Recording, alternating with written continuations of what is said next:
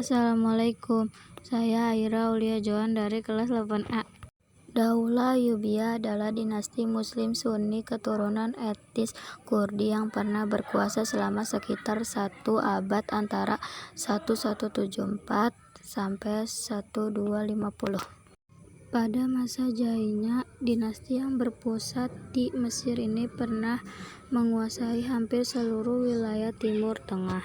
Dinasti Ayyubiyah yang berdiri menggantikan dinasti Fatimiyah juga mencapai kemajuan di berbagai bidang, salah satunya di bidang ilmu pengetahuan. Salah satu buktinya, lahirnya ilmuwan Muslim terkemuka yang mahir dalam bidangnya.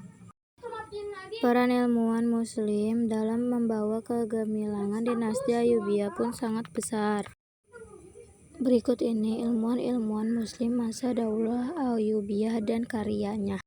Ia pernah belajar filsafat dan teknologi kepada Majid al-Din al-Jili di Marghah dan Fakhr al-Din al-Mardini di Isfahan.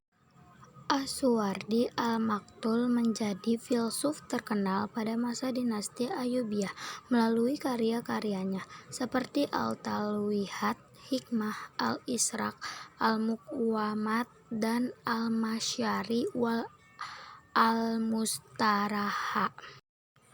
Selama hidup, ia pernah menjadi guru dari anak Sultan Salahuddin al-Ayyubi, tetapi berakhir dibunuh karena dianggap menyesatkan.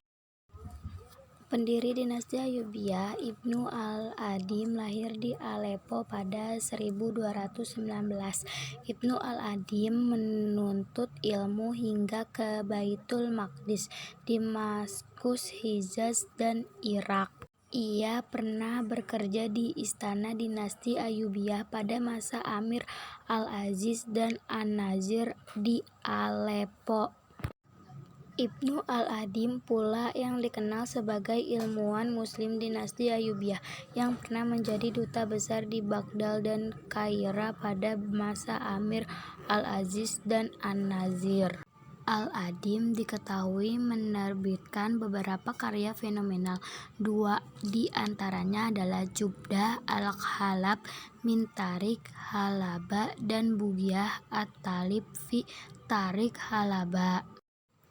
Kitab tersebut berisi tentang sejarah Aleppo atau Halaba yang terdiri dari 10 jilid. Ibnu al-Nafis adalah seorang ilmuwan yang mendeskripsikan secara detail terkait peredaran darah manusia. Selain itu, tokoh yang lahir di Damaskus pada 1210 ini juga menjadi orang yang mengemukakan teori pembuluh darah kapile. Bapak ilmu badah modern Ibnu al-Kifti adalah ilmuwan Muslim bidang sejarah pada masa dinasti Ayyubiyah yang juga menjabat di pemerintahan.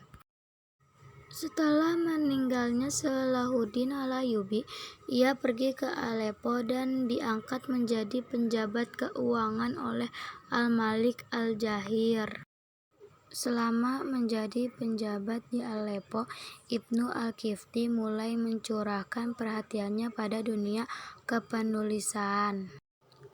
Ia telah melahirkan sebanyak 26 judul karya tulis. Beberapa di antaranya adalah Inaba al-Ruwat, Al-Anbah al-Nuhat, Tarika al-Ayaman, dan Al-Kalam ala al-Muwatta al-Bushiri, salah satu ilmuwan Muslim yang turut mendorong kebudayaan Islam pada masa dinasti Ayyubiyah adalah Al-Bushiri. Ia adalah seorang sufi besar yang menjadi pengikut tharikat Syadziliyah dan Sultanul Auliya, Syekh Abul Hasan Asy-Syadzili. Al-Bushiri sangat menonjol dalam bidang sastra, di mana ia menghasilkan karya terkenal berjudul Qasidah Berudah. Beberapa puisinya diciptakan sebagai pujian kepada Nabi Muhammad SAW.